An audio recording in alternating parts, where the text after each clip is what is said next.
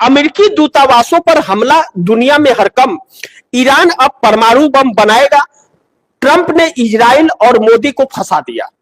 इसे जरा ध्यान से आप दर्शक समझिए, क्योंकि आप दर्शकों को समझना बहुत जरूरी है, क्योंकि अब पूरा विश्व इस लपेटे में आता हुआ नजर आ रहा है। दुनिया दो हिस्सों में बट गई है इस वक्त, लेकिन भारत अपना स्टैंड अभी भी तय नहीं कर पा रहा है, जवाब नहीं दे पा रहा है, घिसा पिटा जवाब दे रहा है। अमेरिका के हर जगह कई जगहों पर अमेरिका के दूतावास पर हमला हो रहा है। पाकिस्तान तो बहुत अच्छा दोस्त था उसका, अमेरिका का बन गया था। व्हाइट हाउस में बुला करके वहां पर स्वागत किया जा रहा था, डिनर कराया जा रहा था। अब अमेरिका के दूतावास पर, वाणिज्य दूतावास पर पाकिस्तान ने क्या किया? वहां के लोगों ने गुस्सा भड़का और आग के हवाले कर दिया। 8 लोगों की निधन भी हो गया। अब ऐसे में अमेरिका यह कह रहा है कि ईरान परमाणु बम बना रहा है, हम उसे खत्म कर देंगे, वह दुनिया के लिए घातक है। क्या इस बात की पुष्टि हुई? अमेरिका ने विश्व पटल पर यह रखा कि ईरान परमाणु बना रहा है। सद्दाम हुसैन के साथ भी ऐसे ही हुआ था, लेकिन सद्दाम हुसैन खतरनाक था दुनिया के लिए। बराक ओबामा ने उसे मारा हुआ दुनिया के लिए एक चुनौती बन चुका था। तो बराक ओबामा ने आकर के सरकारी टीवी चैनल पर उसके बाद विश्व को संबोधित करते हुए कहा कि एक दुनिया के लिए खतरनाक बन रहे व्यक्ति को हमने खत्म किया है। दुनिया ने स्वागत भी किया था। लेकिन क्या ट्रंप आकर के टीवी के चैनल के सामने बोले? ट्रंप ने लिखित भाषण दिया कि खामनेई विश्व के लिए घातक था। सामने आने की हिम्मत नहीं जुटा पाए, क्योंकि पत्रकार सवाल पूछते और ट्रंप का विरोध हो रहा है। ट्रंप ने अपनी कुर्सी और अपनी छवि को बचाने के लिए, जो उनका एप्स्टीन फाइल में नाम आया है, उनके नाम खराब हो रहा है, वह अपनी कुर्सी को बचाने के लिए वह ईरान पर हमला करना उन्हें के लिए जरूरी था। ईरान को उन्होंने चुना। इजराइल के नेतन्याहू भी, उनके खिलाफ अरेस्ट वारंट है कई जगहों से, और नेतन्याहू का 3 महीने बाद चुनाव था। नेतन्याहू चुनाव हार जाते तो उनके लिए बहुत घातक होता। उसके लिए उन्हें सिंपैथी के लिए उन्होंने ईरान पर हमला करने की कोशिश किया, लेकिन यह सारे दांव ट्रंप को भी और इजराइल को भी उल्टे पड़ गए। लेकिन नरेंद्र मोदी ने भी, भारत के प्रधानमंत्री ने भी इजराइल जाकर के, और ऐसे वक्त पर जब जंग किसी भी वक्त छिड़ सकती थी, नरेंद्र मोदी क्यों गए? What is this reason?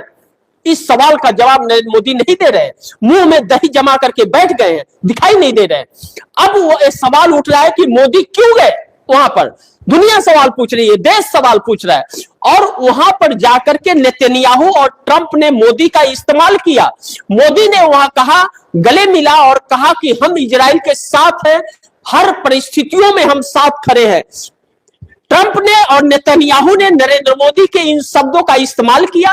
Narendra Modi के निकलते ही ट्रंप, अमेरिका और इजराइल ने ज्वाइंट ऑपरेशन चलाते हुए ईरान के ऊपर हमला किया और एक साथ 30 मिसाइलें छोड़ी, जिसमें खामनेई भगवान को प्यारे हो गए, शहीद हो गए। अब यह छवि क्या गुल खिलाएगी, यह वक्त बताएगा। लेकिन इस वक्त दुनिया हैरान है, और ईरान के साथ गलत हुआ है। इजराइल ने भी और अमेरिका ने भी गलत किया है, इस बात से इंकार नहीं किया जा सकता, यह सच्चाई है। और इस वक्त ईरान के साथ और अमेरिका के साथ दुनिया 2 हिस्सों में बट गई है। वर्ल्ड वॉर के तरफ या दुनिया ना चली जाए, भगवान वर्ल्ड वॉर से बचाए इस दुनिया को। लेकिन ऐसे तानाशाह नेता रहेंगे, ट्रंप, नेतन्याहू और मोदी जैसे नेता रहेंगे, तो क्या भविष्य होगा दुनिया का? जो विश्व गुरु तो अपने आप को बताते हैं, लेकिन मुंह में दही जमा लेते हैं।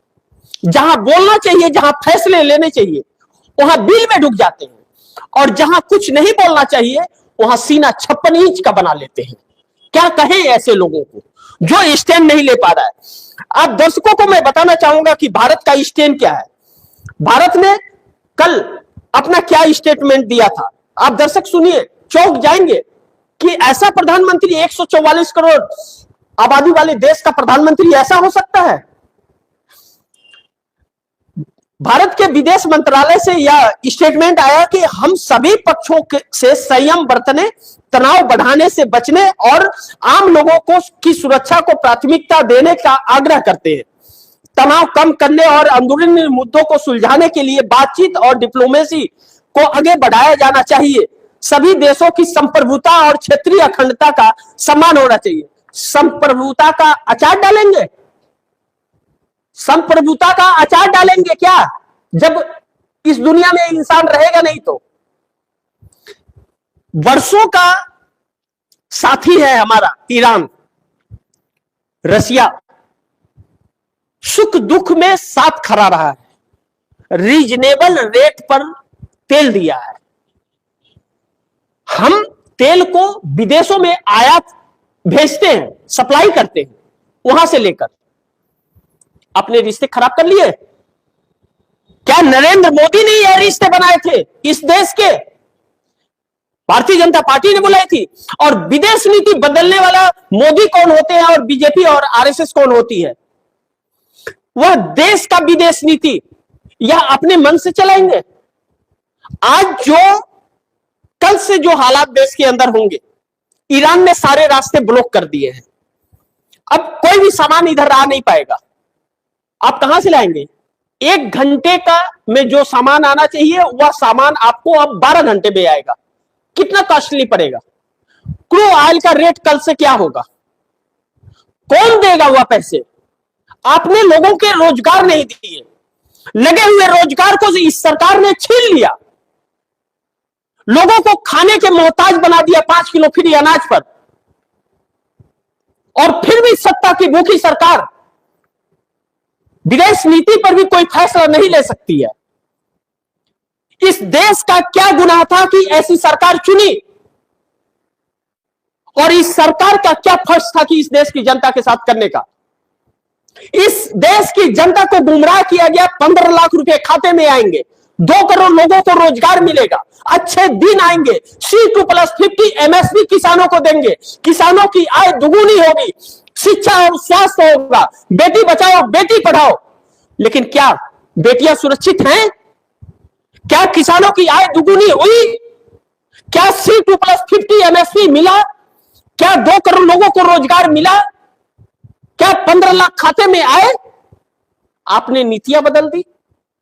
और आप जब एप्स्टीन में नाम आ रहा है तो आप हेडलाइन चेंज करने के लिए अलग अलग ड्रामा कर रहे हैं। अमेरिकी ट्रेड डील के जरिए देश को गुलाम बनाने की कोशिश की जा रही है, या सरेंडर का कारण है कि हमारे देश की सरकार सरेंडर है, इसलिए यह सारी चीजें हो रही हैं। देखते हैं कि कहते हैं ना, बकरी की माई कब तक खैर मनाई, यह कब तक होगा, यह भी देखना बड़ी महत्वपूर्ण होगा।